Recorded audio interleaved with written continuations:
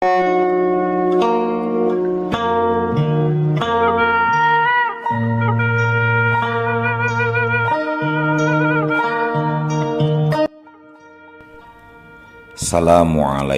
warahmatullahi wabarakatuh. Wadia Balad ATE official di mana wae ayana. Alhamdulillah wa syukru ala ni'amillah. Kalayan diwuwuh ku Qobul anu maha agung, dibarengan ku pangijabah anu maha kawasa. Diiring ku kadeudeuh ka Nyaah Gusti anu maha suci. Urang ayeuna dugi kadangat ayeuna masih keneh tiasa ditepang dangukeun deui dina acara anu matuh kamemet urang sadayana, nyatana dina pagelaran dongeng Sunda jejer carita anak jin Sabakota. Ayeuna kantun bagian anuka pamungkas nanya pamiarsa, bagian terakhir nutugeun namatkeun pamiarsa. Ieu dongeng mangrupikeun buah karyana Kang Ian Aditya di Palihan Rancah Ciamis. Kangge Kang Ian ngahaturkeun rewuh laksa ketika bingahan. Rehna parantos ngintunkeun naskah sekaligus ngawidian mamang kangge medar ieu dongeng dina kandaga ATE official ieu. Atuh sumangga kanu teu acan subrek kantun subrek heula ngarah langkung pogot sareng langkung sumanget deui ka si mamangna dina enggoning medar ieu dongengna. Atuh ngarah teu nyangkolong tingkana waktos sumangga ayeuna mah urang jucungkeun, urang tamatkeun ieu dongeng anak jin Sabakota. Kumaha jucungna ieu dongeng sor cikopina ulah cikopina atunya. Ayeuna mah da rek menjelang puasa geus subuh ieu teh. Atuh betot simbutna pageuhan tali kolorna bisi morosot merezel rojol uzel-uzelan di tengah jalan. Tumpak dung dung tes.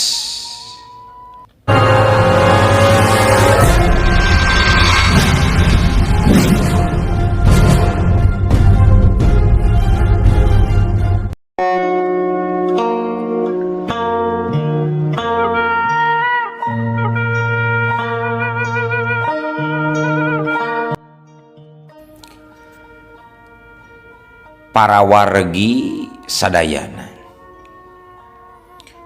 dua poe lilana tarung antara Pati Jagatnala jeung Raden Samar. Tug nepi ka akhirna mah Pati Jagatnala kudu ngaku kana keunggulan Raden Samar.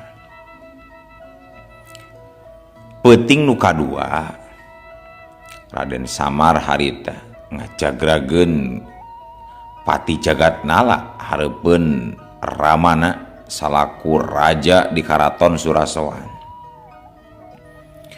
Kayaan waktu harita di karajaan tangtuna jadi geger nalika sacara teu disangka-sangka Pati Jagatnala dibawa ku putra mahkota jadi pasakitan. Kanyataan eta nimbulkeun rupa-rupa pertanyaan di kalangan abdi karaton jeung sakumna rahayat nagri Surasowan.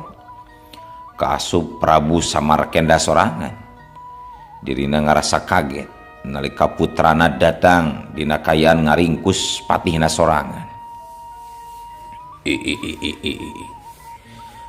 Naon ieu teh anaki? Naon masalahna? Pangna paman patih diringkus model kitu anaki Kasep, Soleh, Mena, Jingo. Tanya Prabu Samarkenda bari neuteup ka putrana dibarung ku rasa kaget nu pohara. hapunten anu sateu acana ama nyanggakeun sembah pangabaktos, nyanggakeun beheung teutekeun ti korok gorokeun sampean genteng blokeun upami abdi lepat. Teu pisan-pisan ama abdi gaduh paniatan culangung ka Paman Patih upami teu aya kalepatanana. Abdi kapaksa ngalakukeun tindakan ieu ka Paman Patih Jagatnala ama Prabu. Cek Raden Samar bari males tetepan nu jadi kolotna. Prabu Samarkanda netep Raden Samar telebnaker jika nuker neleuman eusi hatena. Nu satuluyna red Prabu Samarkanda ngareret ka Pati Jagatnala anu tungkul alum jiga beuk menang mabuk. Nya naon kasalahan Paman Patih teh? Sok caritakeun sing bener. Ceritakeun sacerewelena ka ama kasep. Cek Prabu Samarkanda. Maena ngahaja teu gurung gusuh nuduh samemeh nyaho kajadian sabenerna. Atuh Raden Samar gancang awalon. Kantenan seueur kalepatan nama ama. Tingawitan abdi sabakota di alam manusia. Anjeuna nyegah abdi supaya teu tiasa uih deui ka ieu nagri. Siralodra si bongkok hideung tug dugi ka Datuk Baal. Nu terakhir ku anjeunna diutus kangge nyilakakeun abdi. Eta sadayana tiasa dianggo buktos sareng saksina. Mangga ku ama Prabu kantun taros we kanu bersangkutanana tiluanana aya di pangberokan jerotana. Kitu panginten singkat nama ama Prabu. Ke da bener eta teh Paman Patih. Naon anu geus dicaritakeun ku putra kaula bener atawa henteu Paman Patih? Tanya Prabu Samarkanda bari mencerong ka patihna. Harita Patih Jagatnala teu bisa mungkir kulantaran memang bener kitu kanyataanana. Sok sanajan rek nyobaan bela diri oge tapi da percuma lantaran saksina aya meuni satilu-tilu.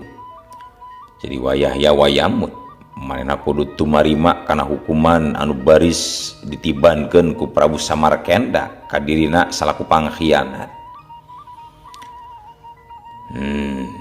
Nya naon alasan Paman Patih nepi ka anjeun rek nyilakakeun anak kula salaku putra mahkota? Naon salahna? Sok caritakeun supaya lamun aya kasalahanna bisa dijadikeun bahan tinimbangan ku kula. Pikenang tukeun hukuman anjeun Paman Patih.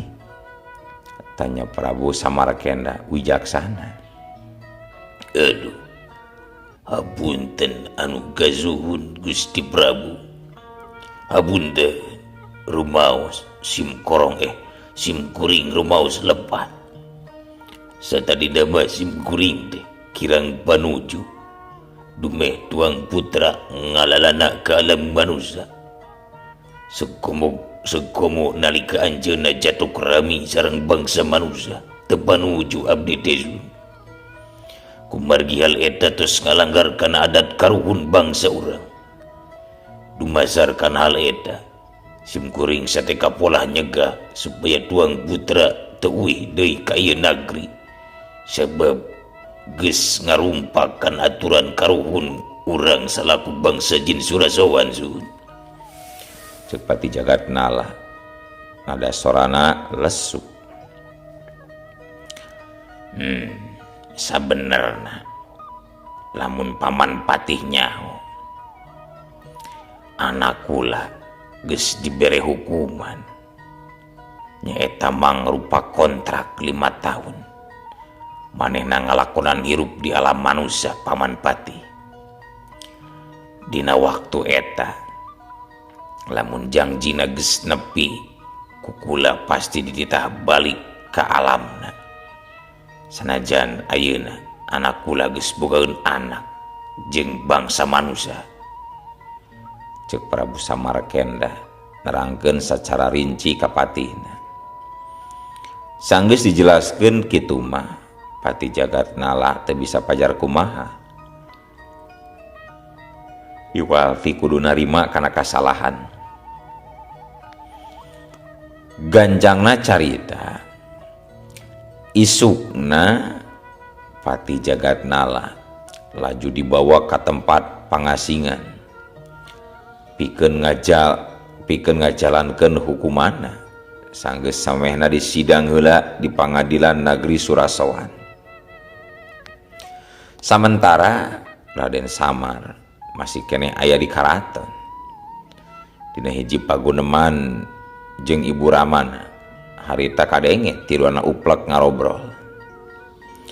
Dina paguneman eta Raden Samar kadenge tumanya, hapunten Ibu Ama, sateu acana abdi uih ka alam manusia deui. Abdi bade tumaros ka salira Ibu sareng Ama Prabu. Pek teh teuing anaki. Sok naon anu rek ditanyakeun ku hidep ka Ama jeung Ibu teh kasep? Mohon perkawis kontrak abdi di alam manusia.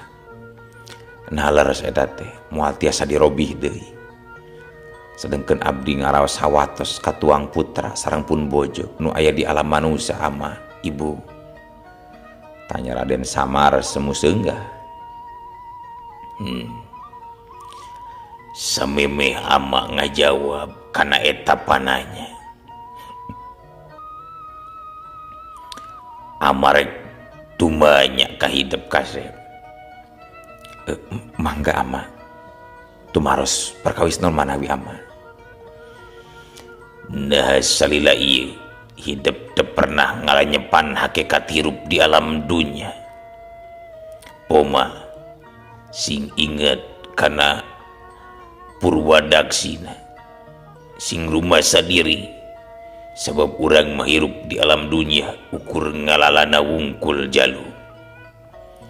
Dina hiji mangsa lamun urang geus nepi kana titis tulis nama eta hiji kapastian urang bakal balik ke tempat asal. Sing inget asal urang tina liang, hirup urang keur neangan liang, anu diperjuangkeun ku urang teh ngan ukur liang. Awal akhirna urang bakal balik deui kana jero liang. Punten Ama, maksudna kumaha eta teh Ama?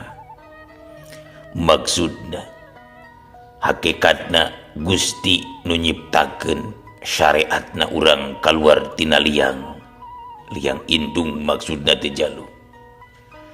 Tuluy urang gede geus gede urang sibuk neangan liang. Anu diusahakeun ukur liang belandug hulu pet nyawa. Berang dijadikan peting dijadikan berang.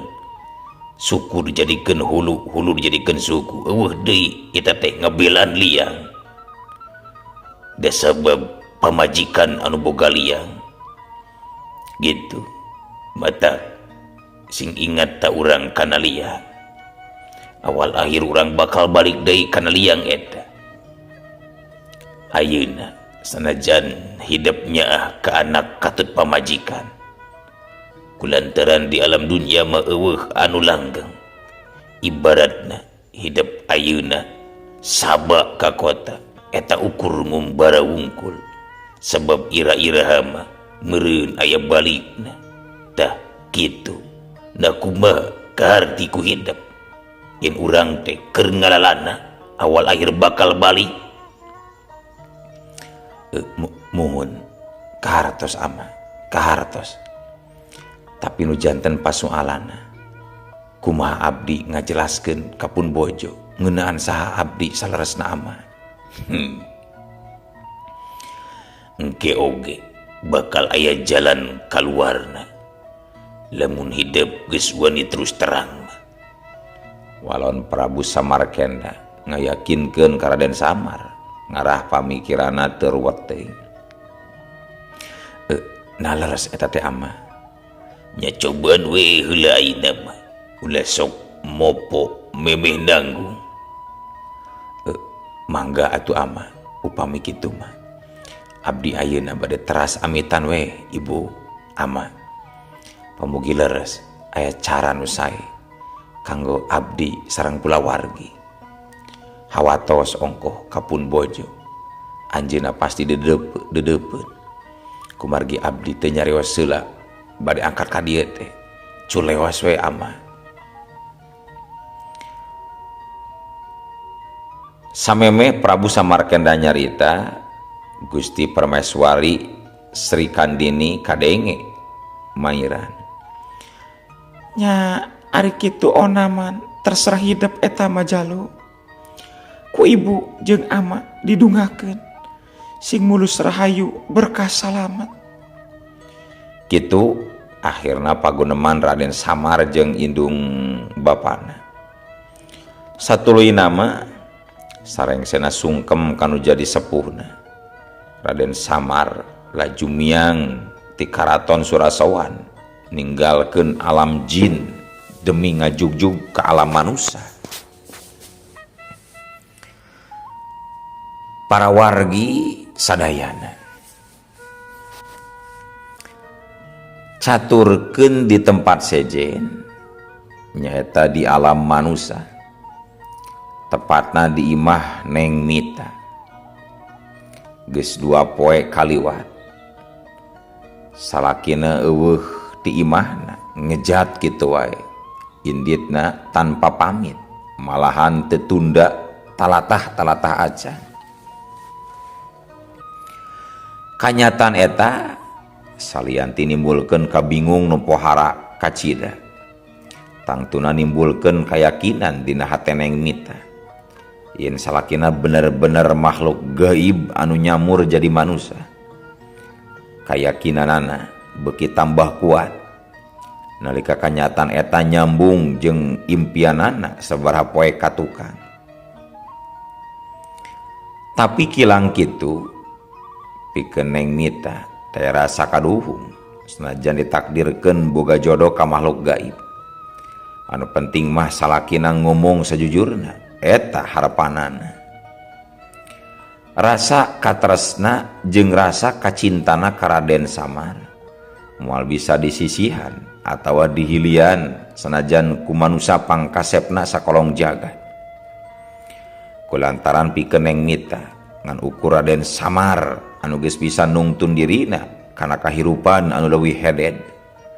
Kajaba teh eta dina hate Neng Mita ngan ukur aya Raden Samar sorangan. Salila 2 poe Neng Mita ukur bisa ceurik bari ngadua kanu Maha Kawasa menta tulung kanu Maha Agung supaya salakina gancang balik deui bari dina kayaan salamet.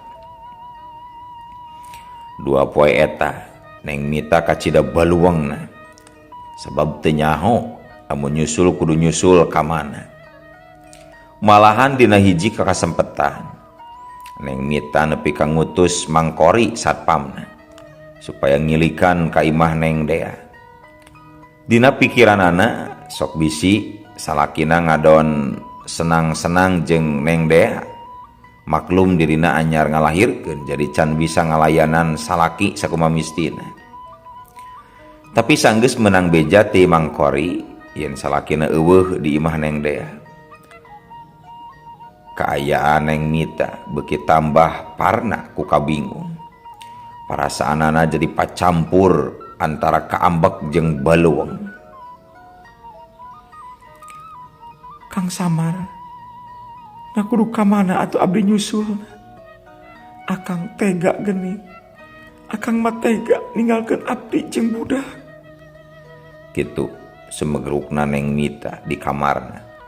Bari kayaan nangkep anakna anu masih kene jabang bayi beureum. Sabot keur ceurik kitu panto kamar kadenge aya nu ngetrok ti luar. Teu pati tarik tapi sorana cukup nimbulkeun harapan pikeun ngubaran hate anu keur sedih kin-kin. Kalayan Guragiru panto kamar teh gancang dibuka. Bray, panto dibuka. Tapi kanyataanana ukur rasa kuciwa anu dirasa kuneng mita sabab lain salakina tapi biminah pembantuna.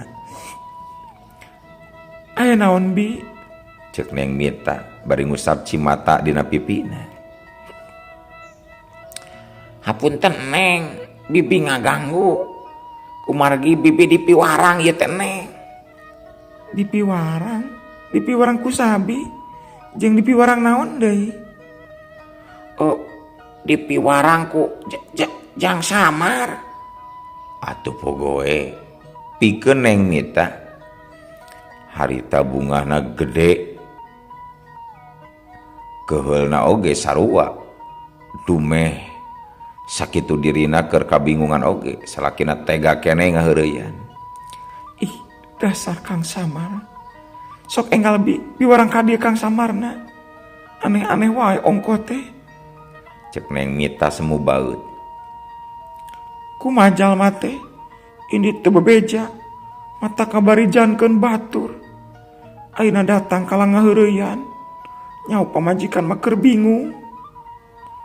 Waktu harita nalika bi minah indit deui torojol tekung silila Raden Samar norojol tina balik panto kamar sedangkeun neng mita tuluy ngabageakeun. Wilujeng siang Raden Samar kakindare suara bagea wilujeng sumpeng deui Raden. Salam hormat, salam baktos ti abdi Raden Samar kakindare suara. Cek neng mita semu ngabalieur ngahaja ngomong kitu sabab maena boga kayakinan yen eta waktuna anu tepat supaya salakina ngomong jujur. Kilang kitu dadana mah turun naik nahan perasaan sedihna. Barang ngadenge pamajikana ngomong kitu pikeun Raden Samar ibarat ngadenge gelap di tengah poereng-erengan. Jajantungna ngadadak ratub du tunggulan. Hatena ngaguruh ku hiji pertanyaan. Nati mana pamajikana bisa nyaho ngaran asli dirina? Cek pikirna lamun pamajikana geus nyaho saha ngaran aslina. Tangtuna oge geus pasti nyahueun saha dirina anu sabenerna. Sakujur badan Raden Samar dumadakan ngageter karasana panas tiris. Kayaana estu di luar nurul, di luar panyangkana.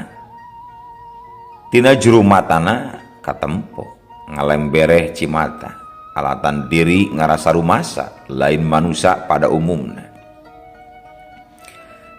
Neng hampura akang hampura lamun sarila ieu akang teu pernah nyaritakeun jeung jujur sah akang salaresna. Akang ngahaja ngilungan jati diri sabab akang ngarasa bingung sok bisi mita teu narima kana kayaan akang. Jeung deui ti saha salira neng bisa apal ngeunaan diri akang sabenerna.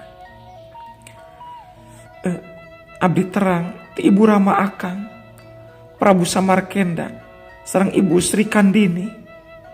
Abdi patepang dina impenan di negeri Surasawan. Dina wengi eta Ibu Rama akang nyarioskeun sa akang salaresna. Tingawitan hoyong ngalalana ka alam manusia tug dugi ka ayeuna nalika tos raki rabi sareng abdi. Walau neng mita semudah ruda sedangkan Raden Samar ukur bisa ngaharup tanpa bisa ngomong kulantaran teu bisa deui mere alesan sabab memang bener kitu pisan kanyataanana. Ari akang tos uih di mana atuh? Namun tega-tega teuing ninggalkeun abdi sareng budak. Abdi mah di dia bingung sabab teu terang kedah ka mana nyusulna. Kang, abdi mah nampi sok sanaos akang sanes manusia biasa oge. Nu penting urang tiasa hirup bebarengan Kang. Sanggeus ngomong kitu, Neng Mita tuluy ceurik bari ngagabrug ka Raden Samar salakina. Dibarung ku rasa sedih, Raden Samar ngusapan pamajikanna pinuh rasa kadeudeuhnaker. Hatena ngarasa bagja lugina, lumeh pamajikanna bisa narima dirina najan lain manusia. Saterusna Raden Samar nyaritakeun kajadian 2 poe ka tukang. Timiti Datuk Baal ngajorag ka imah tug nepi ka dirina ninggalkeun Neng Mita nalika keur sare tibra. Tepi ka akhirna tarung jeung Datuk Baal salila 2 tarung jeung Patih Jagatnala salila 2 poe 2 peuting di Gunung Cermai kabeh dicaritakeun teh nu kaliwat. Tah kitu pisan caritana maneh. Hampura akang teu nyarios heula, hampura teu wartos, teu nyarios heula sote supaya Neng teu barinjan teuing. Kang nging ninggalkeun di abdinya. Candak abdi Kang, sok sanaos kedah kana geri akang. Abdi mah ikhlas, ridho, ngiringan kumaha ceuk akang. Raden Samar imut bari nangkep pageuh ka pamajikanna. Dirina ngarasa regreg dumeh pamajikanna ngomong kitu. Kabingungna salila ieu, lambat laun sieurna ku kabukana jalan pikeun ka hareupna. Gancangna carita niti wanci nu mustari nincak mangsa nu sampurna. Kiwari cunduk oge kana waktuna. Raden Samar balik ti pangumbaraanana di alam manusia. Kulantaran jangjina ukur 5 tahun ngumbarana. Najan berat kudu papisah jeung kulawarga, tapi dalah dikumaha. Sabab eta mangrupakeun jangjina ka Prabu Samarkenda jeung Permaiswari Nyi Sri Kandini, ibu Ramana. Demi neruskeun tahta di nagri Jin Surasawan. Tapi sok sanajan kitu, Raden Samar meunang karinganan ti ibu Ramana. Nyaeta dirina diidinan dina waktu sabulan sakali salila saminggu pikeun ngariung mumpulung di alam manusia jeung anak katut pamajikanana. Tah kulantaran kedok jeung jati diri Raden Samar geus kabuka, atuh ieu dongeng teh tamat pamiarsa, tamat. Sakitu panginten nu kapihatur dongeng anak jin sabakota. Hapunten anu kasuhun, bilih jejer cariosna kirang sapagodos sareng manah pamiarsa. Hapunten bilih aya nu kasabit nami kasebat tempat. Daya tamah mung kalarasan wungkul. Pamugi sasiereun sabeunyereun aya bahan kanggo lenyepaneun. Hatur nuhun kasadayana pamiarsa anu tos ngiringan ngabandungan ieu dongeng. Wilujeng ngajalankeun ibadah puasa, pamugi sadayana aya dina ginanjar kawilujengan. Sapunyere pegat simpai, paturai patepang deui. Wilujeng kantun kasadayana pamiarsa, pamugi tiasa ditepangkeun deui dina waktos sareng carios anu sanes. Permios.